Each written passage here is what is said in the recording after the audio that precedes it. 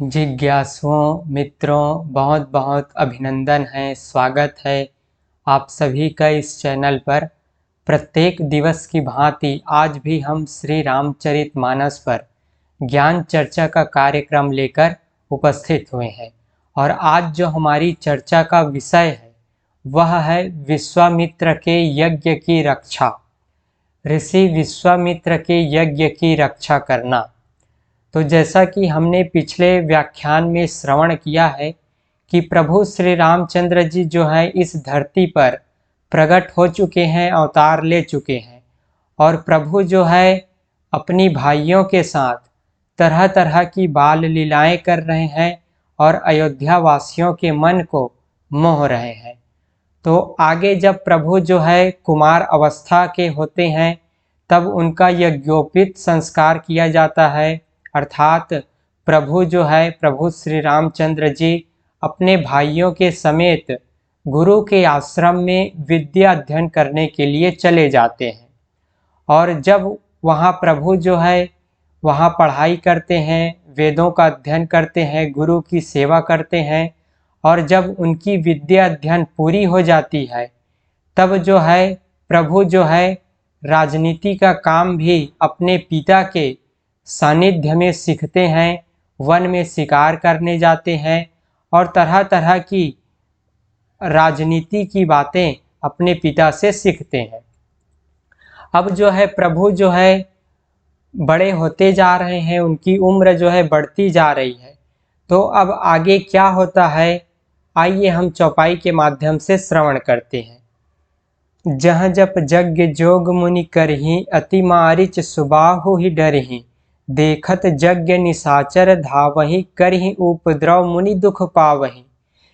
ऋषि विश्वामित्र जी जो है जहाँ यज्ञ करते थे, जहाँ जिस आश्रम में वो जंगल में रहते थे, वन में रहते थे, वो वहाँ यज्ञ करते थे। जहाँ वे मुनि जो है जप यज्ञ और योग करते थे, परंतु मारीच और सुबाहु से बहुत डरते थे। मारीच और सुबाहु नाम के राक्षस जो है अत्याचार मचा रखे थे, ऋषि विश्वामित्र जी को सताते थे। यज्ञ देखते ही राक्षस दौड़ पड़ते थे और उपद्रव मचाते थे। यज्ञ विश्वामित्र जी जो है यज्ञ करते हैं, उनको जो है मारीच और सुबाहु नाम का राक्षस जो है उपद्रव मचाते हैं, उनके यज्ञ में व्यवधान डालते हैं। विश्वामित्र जी के मन में चिंता छा गई कि ये पापी राक्षस भगवान के बिना नहीं मरेंगे। तब श्रेष्ठ मुनि ने मन में विचार किया, विश्वामित्र जी ने मन में विचार किया कि इसी समय प्रभु ने पृथ्वी का भार हल्का करने के लिए जो है रघुवंश में अवतार लिया है, अयोध्या के राजकुमार बनकर प्रकट हुए हैं, यही वो समय है। ऐसा जो है विश्वामित्र जी को ख्याल आता है। तो वो सोचते हैं कि इसी बहाने जो है मैं जाकर उनके चरणों का दर्शन करूं और विनती करके दोनों भाइयों को ले करके आऊं, मेरे आश्रम में मेरे साथ दोनों भाइयों को ले करके आऊं, राम और लक्ष्मण को ले करके मैं आऊं, ऐसा जो है विश्वामित्र जी के मन में ख्याल आता है। और इसी बहाने मैं प्रभु के दर्शन भी कर लूँगा और मेरे यज्ञ की भी रक्षा हो जाएगी। तो बहुत प्रकार से मनोरथ करते हुए जाने में देर नहीं लगी। अब विश्वामित्र जी जो है अयोध्यापुरी जाने का मन बना लेते हैं और जो है वो अयोध्यापुरी के लिए निकल पड़ते हैं। सरयू जी के जल में स्नान करके वे राजा के दरवाजे पर पहुंचते हैं। सरयू नदी जो पवित्र नदी है, जिसके तट पर अयोध्या जी बसा हुआ है, उस नदी पर स्नान करते हैं ऋषि विश्वामित्र जी।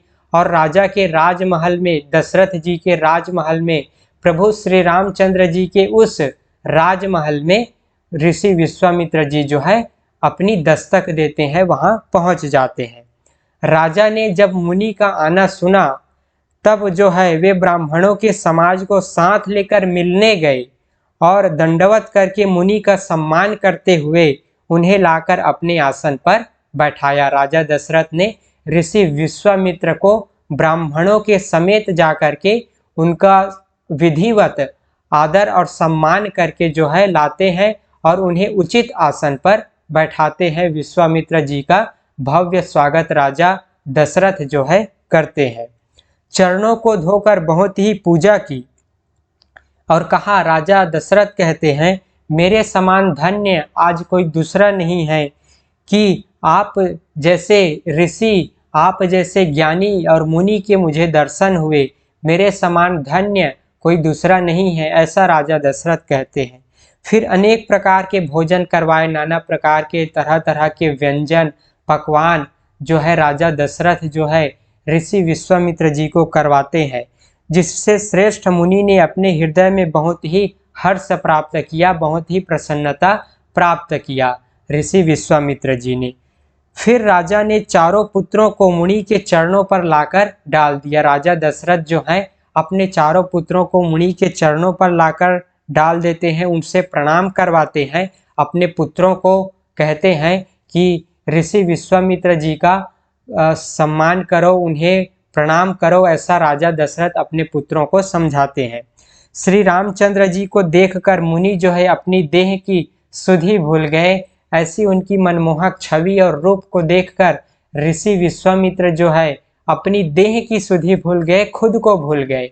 जैसे अयोध्या में प्रभु श्री रामचंद्र जी की उस प्राण प्रतिष्ठा का जो कार्यक्रम हुआ, संपन्न हुआ, उस प्रभु की उस प्रतिमा को, उसकी उस छवि को, उसके रूप को देखकर हम सब लोग भी जो है मनमुग्ध हो गए थे, अपने आप को भूल गए थे। उनके उस 5 वर्ष के श्याम सुंदर मन मोहने वाले उस रूप को, मनमोहक रूप को देखकर जैसे हम लोग जो है अपने आप को भूल गए थे, राममय हो गए थे 22 जनवरी को, वैसे ही जो है ऋषि विश्वामित्र जी जो है प्रभु श्री रामचंद्र जी की उस छवि को देखकर, उसके उस रूप को देखकर अपनी देह की सुधि भूल जाते हैं।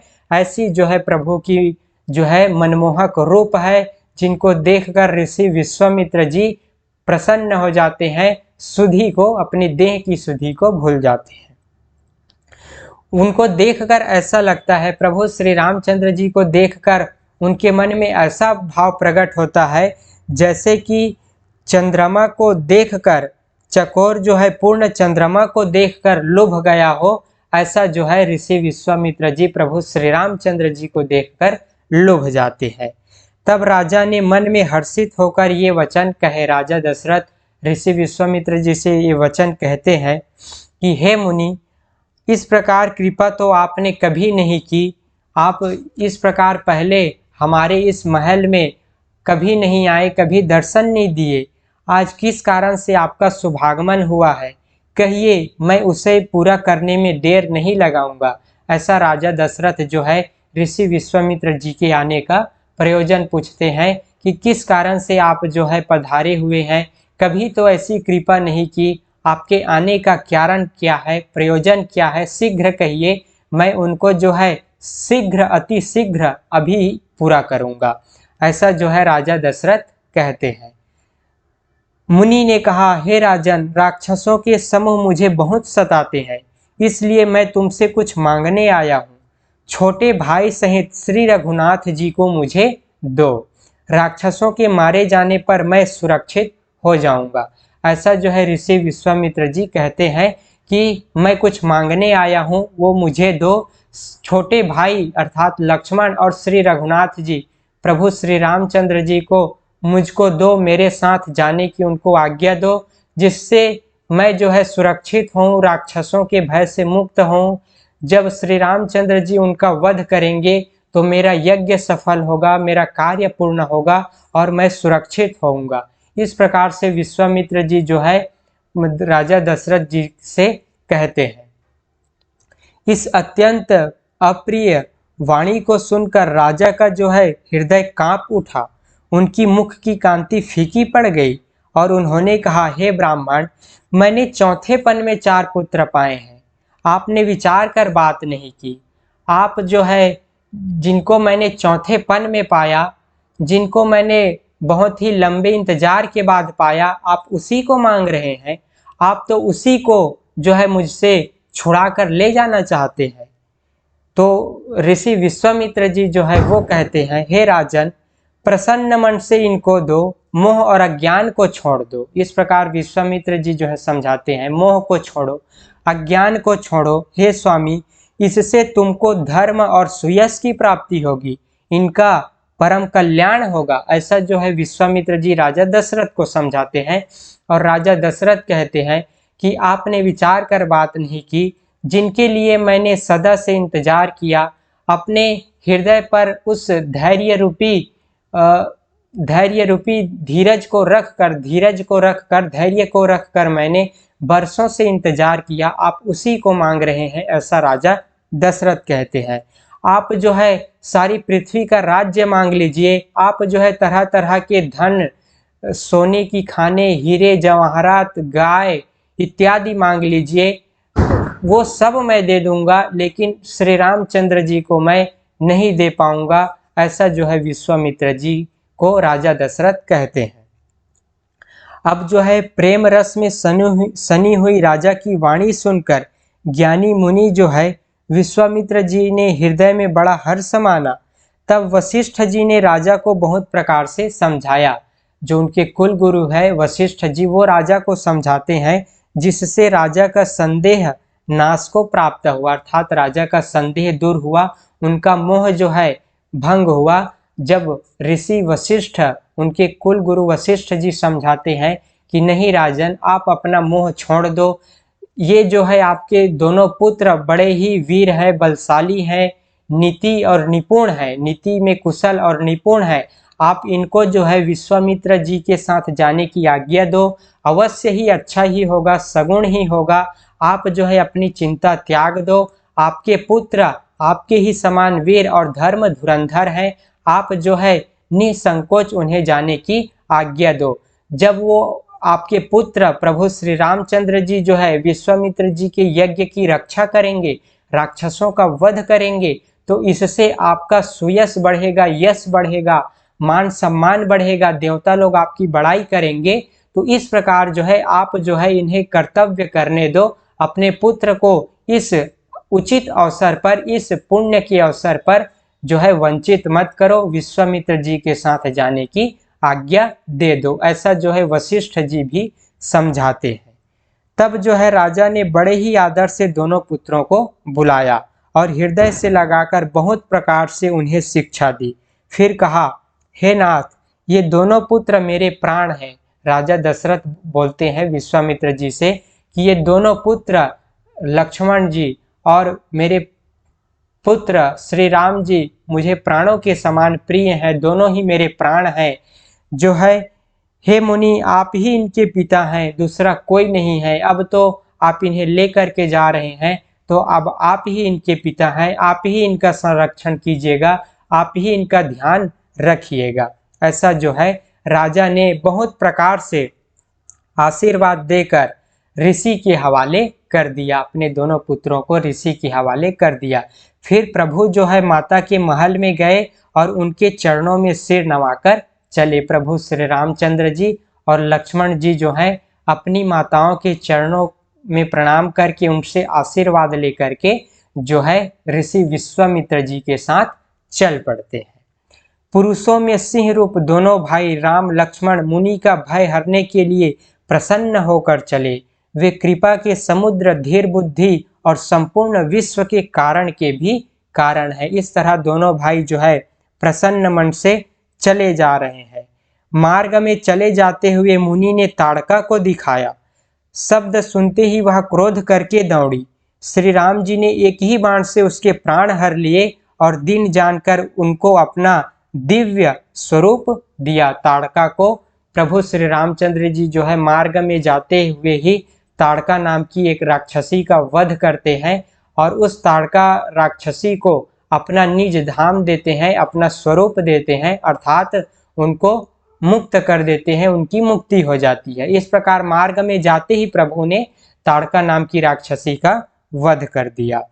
तब ऋषि विश्वामित्र ने प्रभु को मन में विद्या का भंडार समझते हुए भी ऐसी विद्या दी जिससे भूख प्यास न लगे और शरीर में अतुलित बल और तेज का प्रकाश हो। इस प्रकार जो है ऋषि विश्वामित्र जी के साथ चले जा रहे हैं। सब अस्त्र शस्त्र समर्पण करके मुनि जो है प्रभु श्री राम जी को अपने आश्रम में ले आए और उन्हें परम हेतु जानकर भक्ति पूर्वक कंद मूल और फल का भोजन करवाया। सवेरे श्री रघुनाथ जी ने मुनि से कहा, प्रभु श्री रामचंद्र जी ने मुनि से कहा, आप निडर होकर यज्ञ कीजिए। यह सुनकर सब मुनि हवन करने लगे। ऋषि विश्वामित्र के साथ और जितने भी मुनि थे सब यज्ञ करने लगे, हवन करने लगे। और जो है श्री रामचंद्र जी और उनके भाई लक्ष्मण जी जो है उस यज्ञ की रखवाली करने लगे। यह समाचार सुनकर मुनियों का शत्रु क्रोधी राक्षस मारीच जो है अपने सहायकों को लेकर दौड़ा। जैसे ही विश्वामित्र जी जो है यज्ञ करने लगे, बाकी मुनि भी यज्ञ करने लगे, तब जो है मारीच नाम का राक्षस जो है उनका यज्ञ विध्वंस करने के लिए अपने सहायकों के साथ आक्रमण कर देते हैं। श्री राम जी ने बिना फल वाला बाण उसको मारा, जिससे वह 100 योजन के विस्तार वाले समुद्र के पार जा गिरा। मारीच को बिना फल का बाण मारते हैं, बिना फल वाला बाण उसको मारते हैं, जिससे वह 100 योजन जो है विस्तार वाले समुद्र के पार जाकर मारीच राक्षस गिर पड़ते हैं। पावक सर सुबाहु पुनि मारा, अनुज निशाचर कटकु संघारा, मारी असुर द्विज निर्भयकारी, अस्तुति करहि देव मुनि झारी। फिर सुबाहु को अग्नि बाण मारा। इधर छोटे भाई लक्ष्मण जी ने राक्षसों की सेना का संहार कर डाला। इस प्रकार श्री रामचंद्र जी ने राक्षसों को मारकर ब्राह्मणों को निर्भय कर दिया। जो है सुबाहु को मारा, मारीच को मारा और ताड़का नाम की राक्षसी को मारा। इस प्रकार जो है प्रभु श्री रामचंद्र जी ने राक्षसों का वध करके जो है मुनियों को भयमुक्त कर दिया और उनके यज्ञ की रक्षा की। तब सारे देवता और मुनि जो है स्तुति करने लगे, आकाश से फूलों की वर्षा करने लगे। तो इस प्रकार प्रभु श्री रामचंद्र जी जो है मारीच और सुबाहु नाम के राक्षस का वध करते हैं। मार्ग में जाते हुए ताड़का नाम के राक्षसी का वध करते हैं और उनको जो है मुक्ति का पद प्रदान करते हैं और विश्वामित्र के यज्ञ की रक्षा करते हैं। श्री रघुनाथ जी ने वहां कुछ दिन और रहकर ब्राह्मणों पर दया की। प्रभु श्री रामचंद्र जी जो है विश्वामित्र जी के आश्रम में कुछ दिन और रहते हैं। भक्ति के कारण ब्राह्मणों ने उन्हें पुराणों की बहुत सी कथाएं कही, यद्यपि प्रभु सब जानते थे। इस प्रकार प्रभु जो है वहां कुछ दिन तक रहते हैं। मुनियों ने तरह तरह की पुराणों की कथाएं प्रभु श्री रामचंद्र जी को सुनाते हैं, ज्ञान की चर्चा होती है और जो है इस प्रकार प्रभु श्री रामचंद्र जी विश्वामित्र जी के साथ आश्रम में रहते हैं। और इस प्रकार दर्शकों आज हमने श्रवण किया कि प्रभु श्री रामचंद्र जी ने जो है विश्वामित्र जी के यज्ञ की रक्षा की, राक्षसों का वध किया और इस तरह जो है प्रभु जो है अपने भक्तों का उद्धार कर रहे हैं और तरह तरह की लीलाएं कर रहे हैं। और जो है प्रभु जो है अपना कर्तव्य, जिस कर्तव्य के लिए, जिस उद्देश्य के लिए उसने इस धरती पर अवतार लिया है, वो अपना उद्देश्य को पूरा कर रहे हैं। तो आशा करता हूँ आप सबको इस कथा में आनंद आया होगा। तो आज की इस चर्चा को हम यहीं पर विराम देते हैं। पुनः मिलेंगे अगले दिन आगे की चर्चा का कार्यक्रम लेकर। तो बहुत बहुत आभार आप सभी का। धन्यवाद। ओम तत्सत।